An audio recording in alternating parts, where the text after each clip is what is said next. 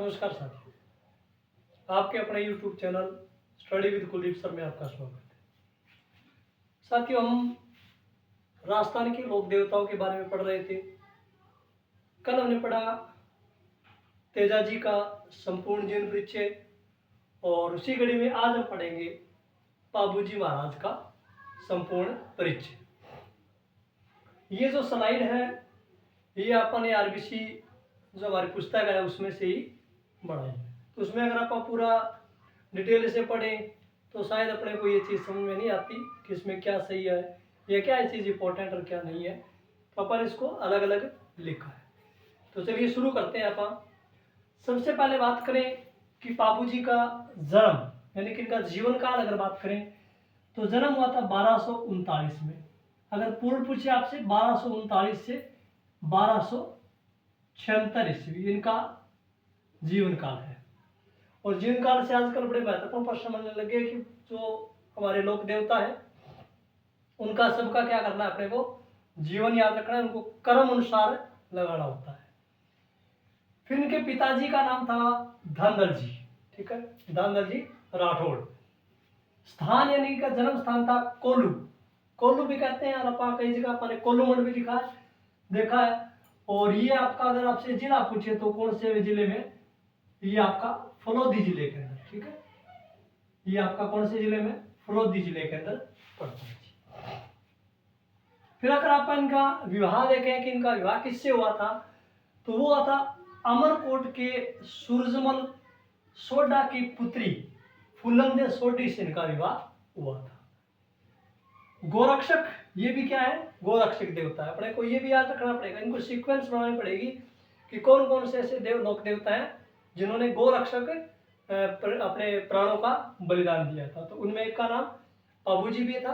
कल हमने जो पढ़ा था तेजा जी, वो भी क्या थे, गोरक्षक ही, उन्होंने अपना प्राणों का बलिदान दिया। प्रतिद्वंदी कौन थे इनके, उनके जो बहनोई थे जायल नरेश, ठीक है, ये जिंदराव जायल नरेश थे, ये जिंदराव खिंची।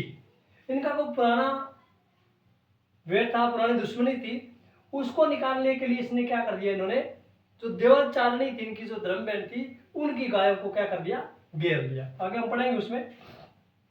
तो फिर क्या होता है, युद्ध होता है इनके बीच में, किनके बीच में, पाबूजी और जिंदराव खिंची के बीच में युद्ध होता है।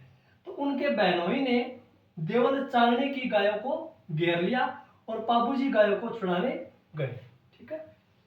फिर क्या हुआ, वचन और त्याग, यानी कि इनकी जो गाय थी देवल चालनी की, उनको इन्होंने वचन दिया था कि मैं आपकी गायों को क्या करूंगा, छुड़ा करके लेकर के आऊंगा।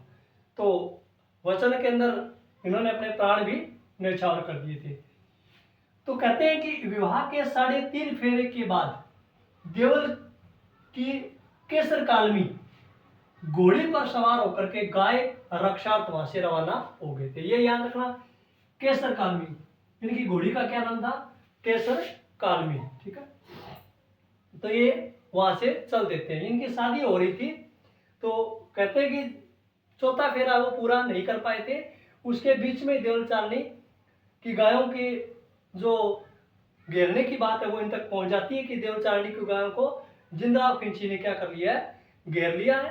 तो उनको बचाने के लिए क्या, ये अपने 3.5 फेरे पूरे करते हैं और उसके बाद वहां से जो केसर कालमी घोड़ी है उसको लेकर के वहां से चले जाते हैं और गायों की रक्षार्थ अपने प्राणों का बलिदान वहां पे दे देते हैं। वीरगति 1276 ईस्वी में इन्होंने, इनको क्या होगी, वीरगति प्राप्त होगी, जैसे ऊपर आपा ने दिया कि 1239 से 1276 इनका जीवन काल है। पूजा स्थल इंपॉर्टेंट है, कोल्लू फलोदी, ठीक है, कोल्लू माने फलोदी के अंदर क्या है, इनका पूजा स्थल है, अर्थात इनके जो थान है या मंदिर है वो कहाँ है, आपके कोल्लू फलोदी के अंदर।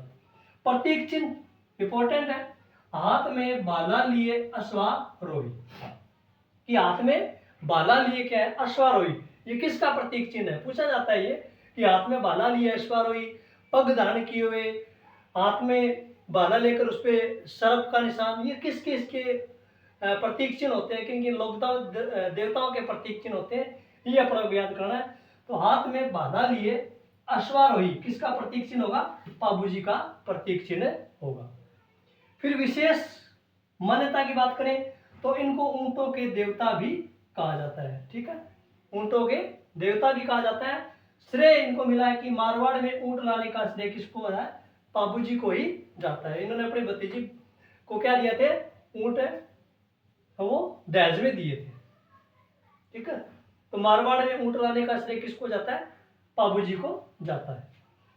फड़ और वाचन, ठीक है, इनकी जो फड़ होती है उनका वाचन कौन करते हैं, भोपे और जो भोपियों द्वारा इनकी फड़ का वाचन किया जाता है। यंत्र अगर आपसे पूछ ले कि कौन से यंत्र पर किया जाता है, तो आपका यंत्र होता है रावण हत्ता वाद्य यंत्र, ठीक है। दोनों चीजें इंपॉर्टेंट है, भोपे और भोपियों द्वारा फड़ का वाचन और रावण हत्ता वाद्य यंत्र पर क्या होता है, इनका फड़ का वाचन किया जाता है।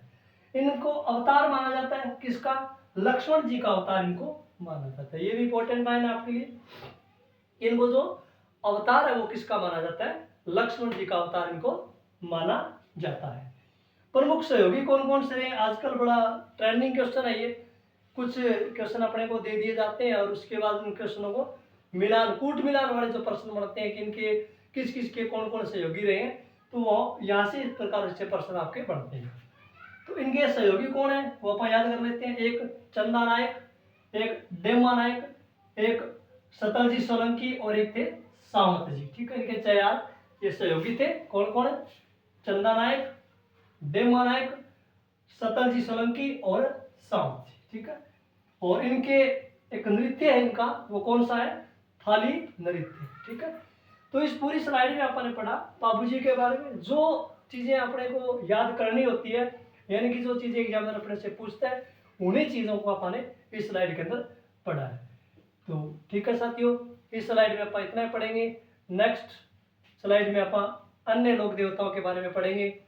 और ये उम्मीद करते हैं कि आपको ये पसंद आया होगा, और ज़्यादा से ज़्यादा लाइक करें, शेयर करें, सब्सक्राइब करें। धन्यवाद साथियों।